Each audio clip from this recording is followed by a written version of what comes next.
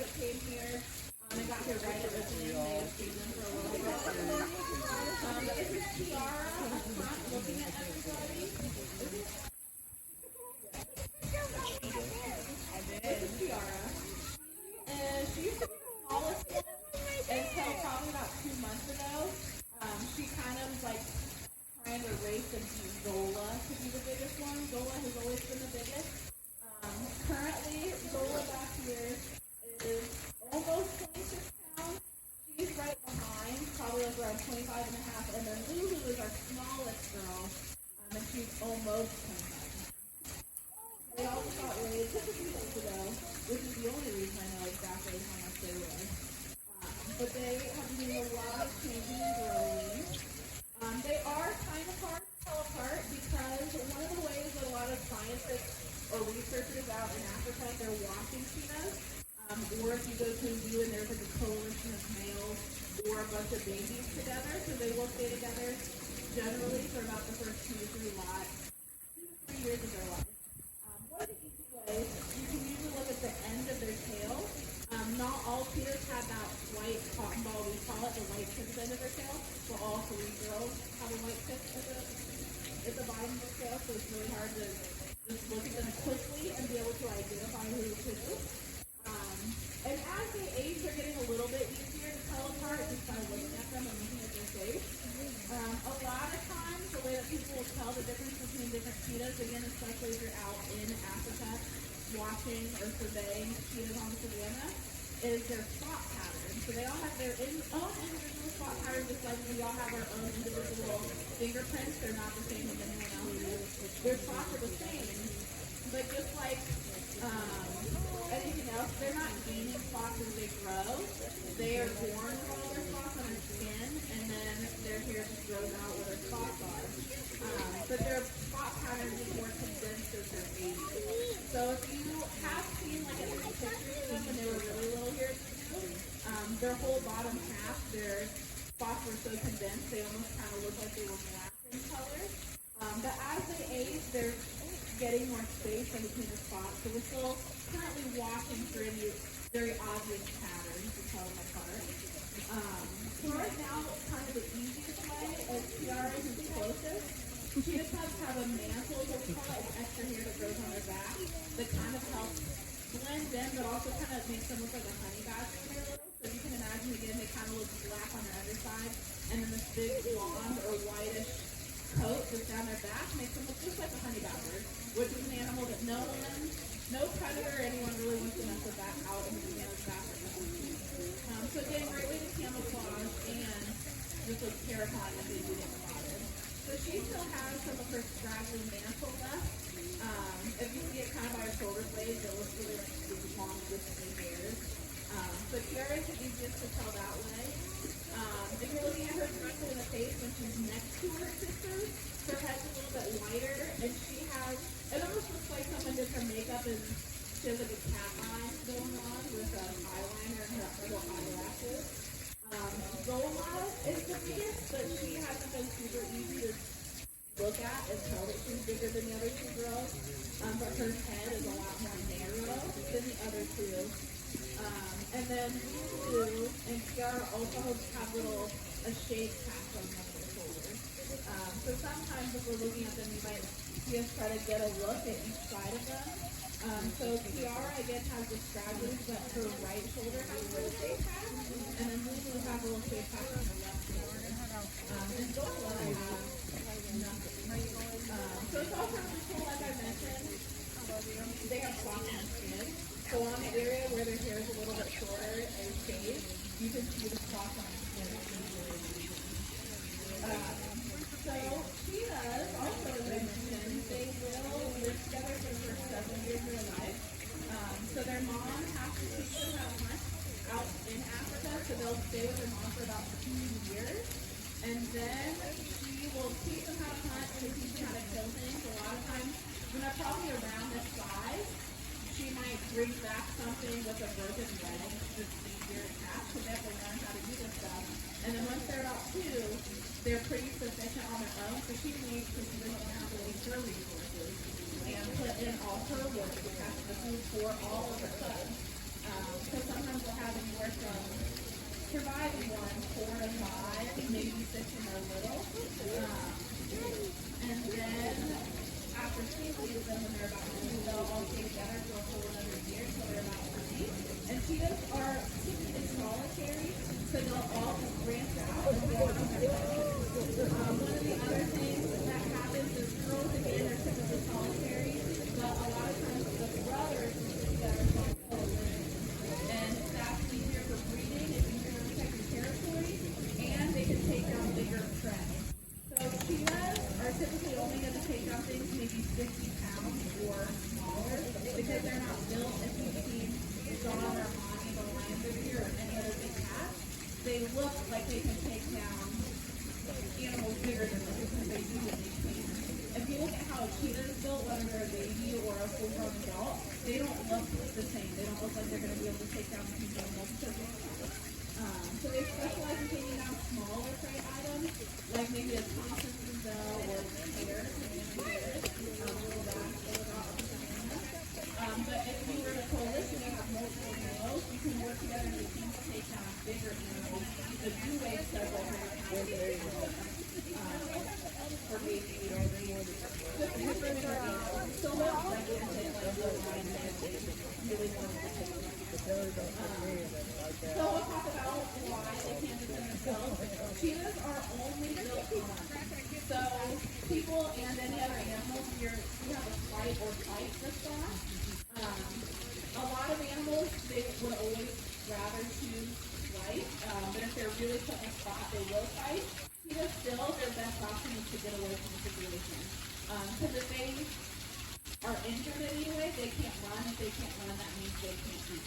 So their first instinct is always flight. They're going to run away. So they do act more like a prey animal, even though they're predators. And again, that's because they are only adapted to them. They have really small heads compared to the size of their bodies. As babies, like when they're 5 months old, like these girls, you can kind of tell, but again, if you go see one of our dogs, I'm sure you all saw Savannah out if you're walking in. Her head's very small compared to how long and lengthy and kind of big her body is. And that's to keep them aerodynamic, so they just put their head down in line with the rest of their back, and they can start. So that helps them go from 0 to 60 in 3.4 seconds. And it also helps them maintain that speed for a short period of time. One of the things that's kind of cool, sometimes you can get a glance at themselves. It's a lot easier to the shape of their tail at this age. Cheetahs have flat tails, not flat like a pancake, but they're flat on the side. To again keep them aerodynamic and use it kind of like a boat rudder. So animals who get hunted by cheetahs out now because they know that they're really fast. So ways to kind of stay away from a predator is to zigzag. But the cheetah's tail is designed, again, like a boat rudder. They can set their tail back and forth, and it helps them stop that top speed. 50 to 70 miles an hour to kind of chase down that gazelle or hare or whatever it is that they're chasing out on the savanna's back and stuff. They also have our collarbones are really thick, like our tendons and muscles. Theirs are not. You have what we usually refer to as like a floating collarbone, and that allows them to put their hands completely up like this by their head while they're running. And they have a very flexible spine to allow them to do that. So their back kind of arches and they can get their legs all the way up front to cover as much ground as possible when they're after the top speed.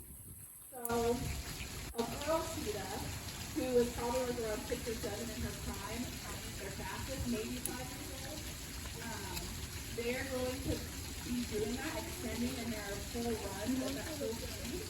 And per stride, they can cover about 25 feet in one stride. And because they're running so fast, they can cover about 4 strides on average. So just in case I did cut out. Around 25 feet per stride, 4 strides per stride. So they're covering around 100 feet per second water. So that's, again, why you have a small head to keep their growth movement. They also have really big nasal passages to allow them to breathe and take in all that oxygen while they're running. And once they do catch their prey, they're not like a lion might put in a bunch of work to take down an animal. Obviously, they're putting in a ton of work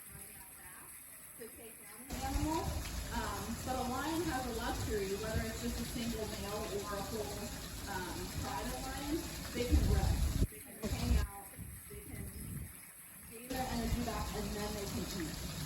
Because cheetahs, again, are not built to defend themselves or take down really big animals, what happens is lions or hyenas or even vultures might hang out and be like, oh, this cheetah's about to hunt right now. They'll stand back, they'll watch the cheetah do its job, and they'll literally just walk up on the cheetah and they're like, I don't want to rescue you, so they'll walk away.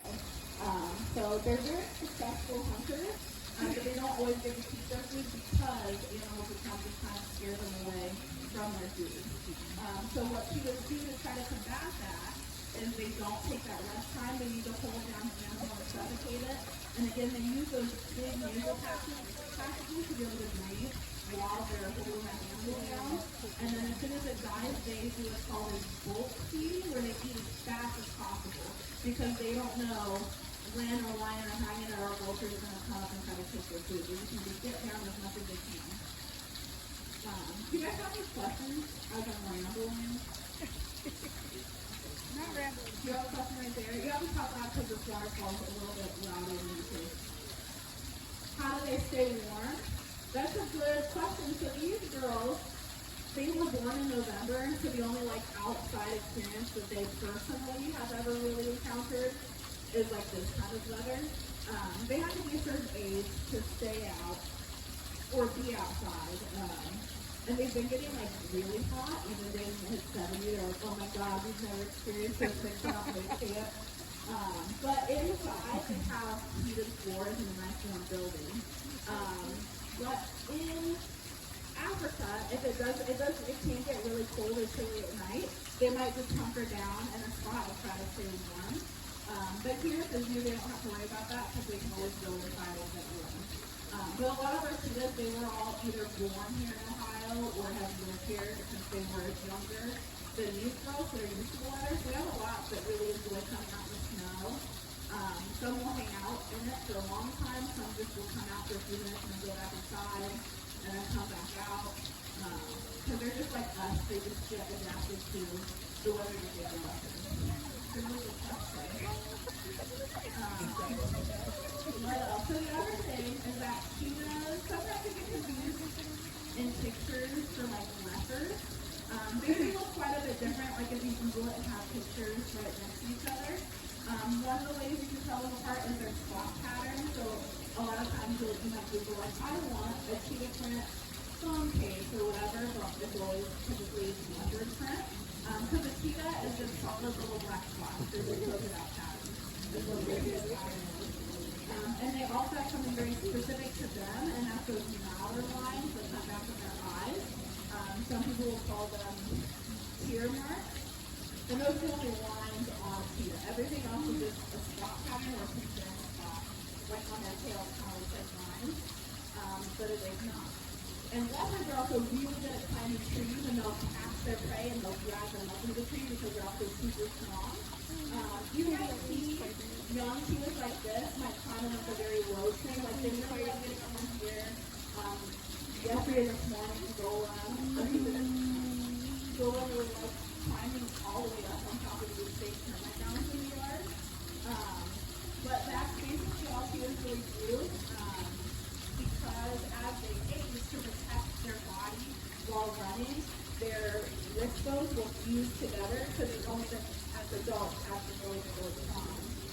So if you do see again pictures for cheetahs and trees, they're very low trees or easy to get into, where they're not actively climbing and just become these little jumps of time. And as I mentioned, Lola this morning talking about termite mound, the building to get on top of. That's something naturally they do in the wild is they go up to the tops of termite mounds or in the hills or mounds they can climb. Because they hunt during the day, they're diurnal, and they can see up to 3 miles.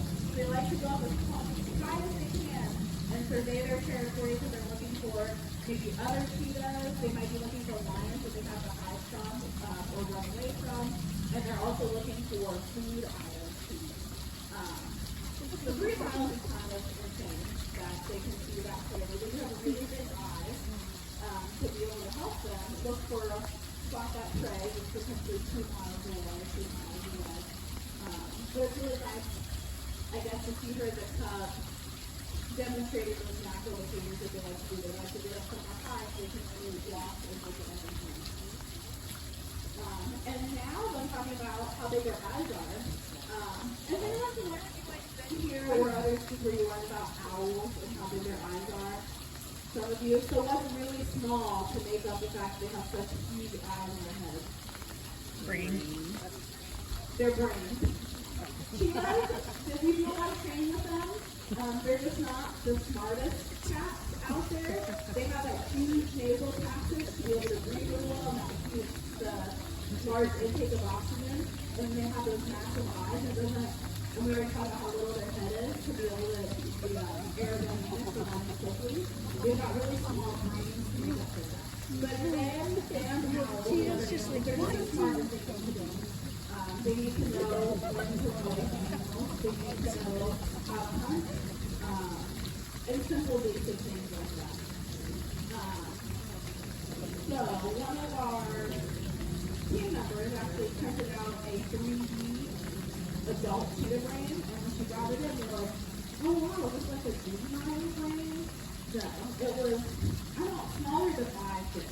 Like maybe a few little ones, maybe if you made of this, it might be like around as big as yours is. They've got pretty small little brains in that head. So I can't imagine how tiny it is right now at 5 months old. Do I have any other questions? No? Okay. First one of my favorite ones that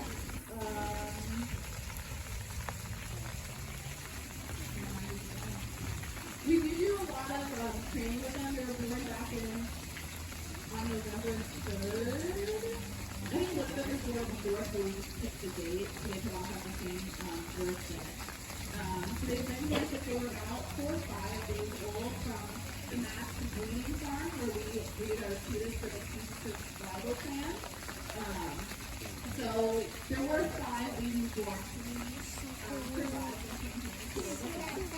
And so they were born and they've evolved their cheetahs because they are adaptive cheetahs. They will spend their entire life here and with us being sharing space with them. So if we come back another time and the weather is not reflecting, we have our scheduled cheetah run. You'll see us running our adult cheetahs over in the cheetah yard and we share space with them. And then at the end of our big encounter, we bring them kind of closer to the fence so you can see them. So hopefully, the weather will be nice enough this week. Hopefully, that we will start up a southern cheetah run on Friday. Next Friday. So there's no start this Friday, but the weather is too gross to be doing anything. So we spent a lot of time with them. They were, I think, on like 6 or 7 when they were really small. So I was here super late at night. And then they finally went down to about 5. They finally went down to about 5 feet. I think their last meeting was like 7 or 8 p.m. And that was about to end right when that huge snowstorm hit. So I was one of the people that had to be here for that day one during my 5 hours in snow. And then luckily another Zoom over has a big F-150 and he had to pull me all the way up from the hospital around to over on Great Avenue here. And then they moved up to our tax showroom, so they were the fire company and all our adults with. But they did spend a lot of days up there, and that was part of their training that they did see their faces. So I think after 2 weeks of visiting up there every day, they loved it and they were super comfortable. So they spent the night for the first time. So me and another keeper spent the night as well to like kind of listen and make sure they were doing okay. Because they're in the building with other animals, some of which are not well, and love to make lots of noises and rearrange their furniture on the building, which I also found out while trying to do it. We have a porcupine who is one of them, and we kind of issue on their shit on their heavy body and you could hear it screeching on the floor in the middle of the night. But that's what they didn't care. They moved up to our area, and that's what it was for a while. We then probably about 2 weeks ago, they moved over here so we can start doing our scheduled tasks out here in the campus. So all of it is all of the training process for them. They had to get used to being out here. We had to make sure they were comfortable here. So once we did, one of us was basically down here all day long just trying to hang out with them. Playing the radio to kind of distract them, maybe more just sitting in there. Or they also are closer to be able to hear the foot traffic up here than when they're over the path and after the building. They did really well. These girls are super brave. The first time we ever got to take them somewhere, we went into an education classroom, and they were like slinking around on the floor because they never been somewhere new. And they were, I don't know, maybe 2 months old at that point, maybe 3 months. But by the end of the time, they were super comfortable, and then we took them back the next day. It took like 2 minutes. And they're like, we remember this place, and they just had a ball. That's the other part of that has been nice that they were born in the winter time. We have all this extra time to do extra things with them and socialize them and get them used to going to new places and seeing new people. And we have a great volunteer photography team. So see Lisa hiding in the trees. She's one of our volunteer photographers, and they were a big help for socializing our kids as well as seeing new people, especially in the winter when they're not here. Because if you can imagine, so starting now and through all the way through October is like our busy season because we're constantly doing our digging counters in the fill yard and other tasks and other things around the zoo. And so it would have been a lot harder to try to like delegate time to spend a ton of time with them. So we were lucky that they were born in November in our off season, so we could spend all of our time with these individuals and building a relationship with them, which is another part of training, is building that relationship with them. Because as I mentioned, you will be sharing a space with them their entire lives. So it's going to be that was here before we died. So there's a baby.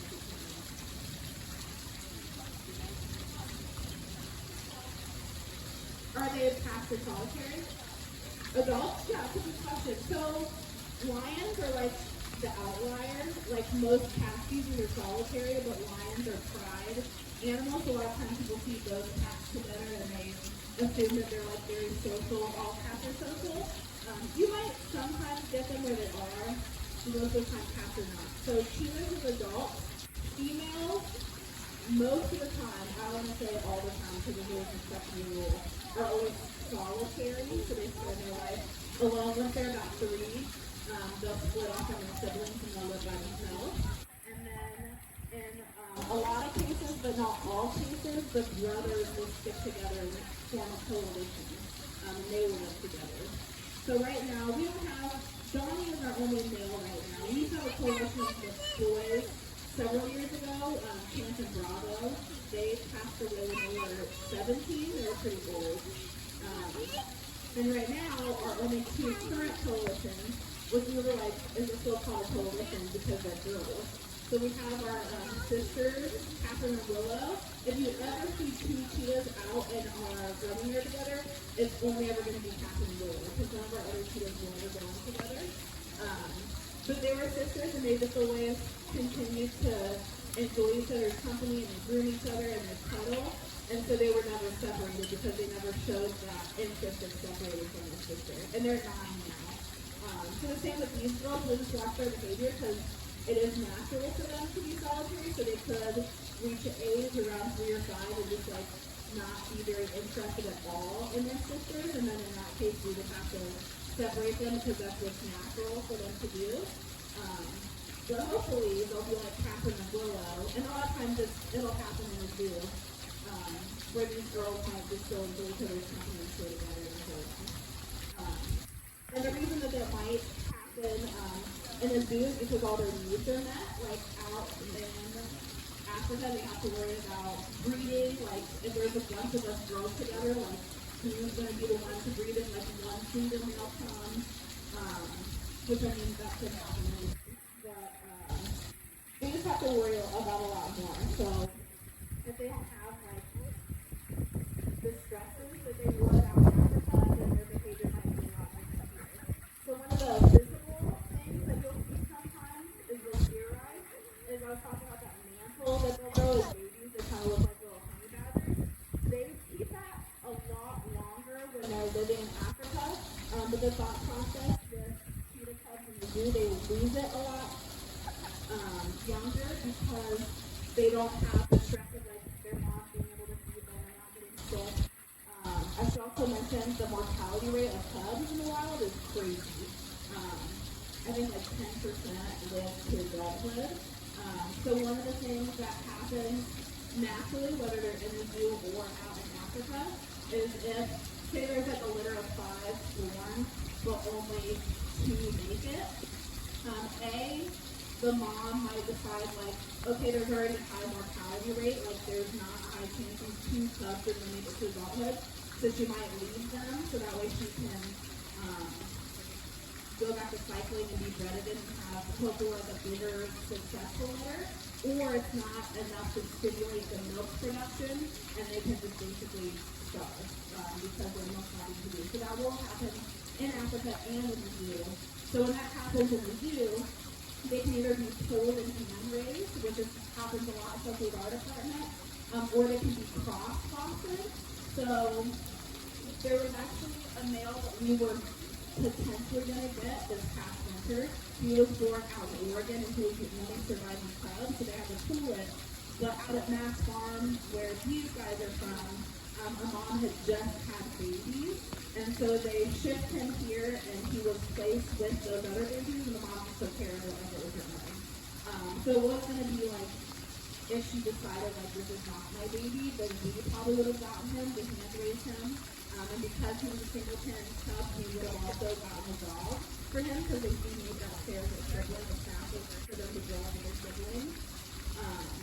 But it worked out. She took him in, and so he was living happy at the farm with his adopted siblings and adopted mom.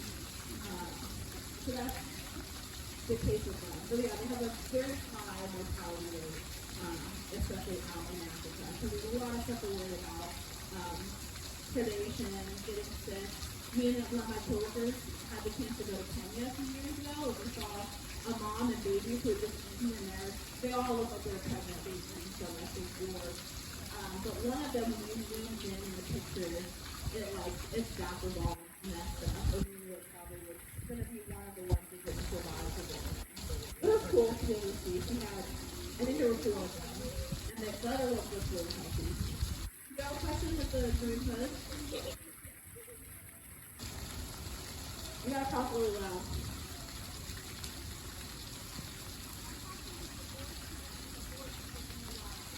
That's a good question. If a boy cheetah and another boy cheetah meet in the wild and they're not brothers, they would probably fight. But again, that's not going to be their first instinct. One might say like, this is my area, so what they'll do is they can do a lot of displays. They'll smack and they'll hit their hand on the ground, which is kind of loud. If you watch them a lot, they just randomly, they'll do it to each other, they'll do it to us, they'll do it at the air. So they spit, is what we call it. You'll see them make that noise. But they'll spit at each other. They probably do a lot of displaying before they actually get physical, because again, if they get hurt, they can't run. But yeah, if they don't know each other, they'd be like, this is my area, and they'd probably have an argument about it. What's your question?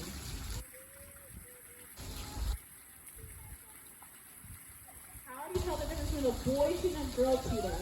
This guy, like, glancing at them, it's kind of hard to tell because they look the same. If you go to our yard, we actually have one of the largest cheetahs, at least in the United States. He's really easy to tell that he's the boy because he's just so big. And then sometimes the way they go potty. So what Donnie likes to do, you can tell he's a boy, and John might do it a lot. John's really easy to tell, right? He's a boy, he's got that big mane. If you see them go up to a rock and raise their tail, that's a boy. Where the girls, they might go like pee on something, but they don't raise their tail up and like spread. But that's kind of the easiest way to tell, is if you can see them go in the bathroom. You just can't like, that's a girl, or that's a boy. There's no easy way to look at them and tell. Same with like bald eagles, if you see the bald eagles, you can't tell the difference looking at them either.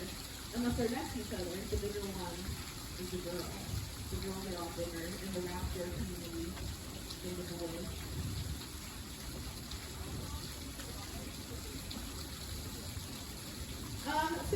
they typically will stay with their mom until they're about 2, is when the mom's like, I'm done trying to teach you how to like catch things, because she's putting in her energy to catch food for her babies off to make sure they're catching food.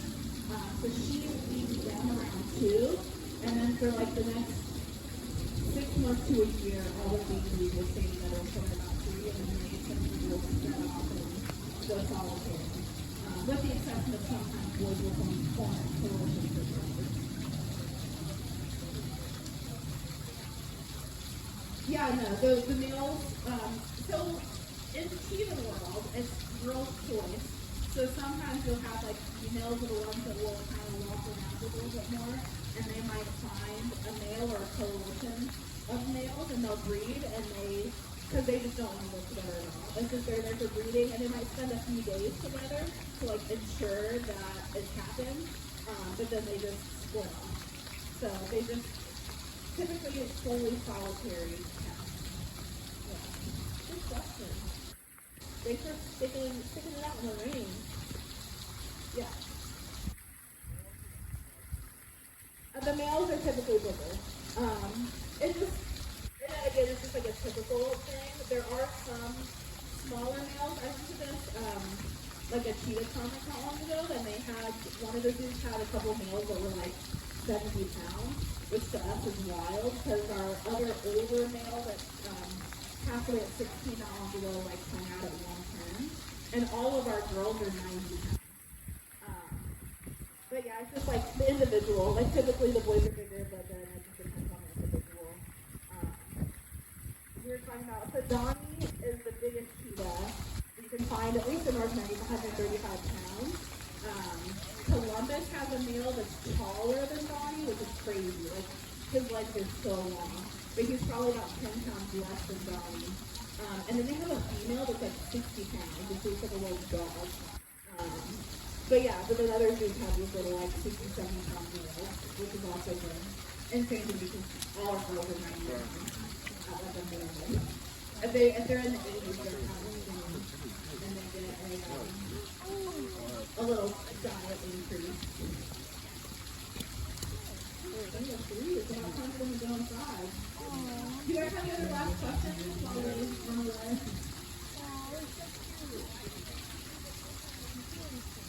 They already have siblings to the FSP, full siblings, that were requested by like the people who run the survival plan. They get together every year and look at all the genetics and the space that they have. And so, again, I don't think they were planning on breeding peers again with their mom, I think was the case. And then we always get our cheetah through like singleton things. Like earlier I was talking about how what happens is if only 1 or 2 surviving cubs, the mom will either refuse to take care of them, or her both are like can't be hand-raised. So either they go to a disaster program or they get cross-fostered. The cross-fostering has been super successful, which is great. But we're also running into the issue of like running out of space for cheetahs because they're all living longer, which is great. But then it's harder to breed babies to keep the population stable. And so we have a bunch of old cheetahs, and so the FSP said that they would breed these for ambassadors. And so she did have more cubs, but they did not survive. So they were cool to like go 5 or something with these numbers.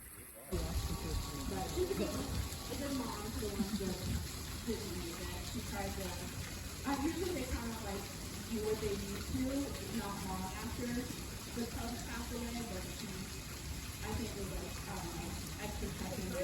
They were around for a while before she disclosed it, which is naturally what they should do. Another question? In the green hole?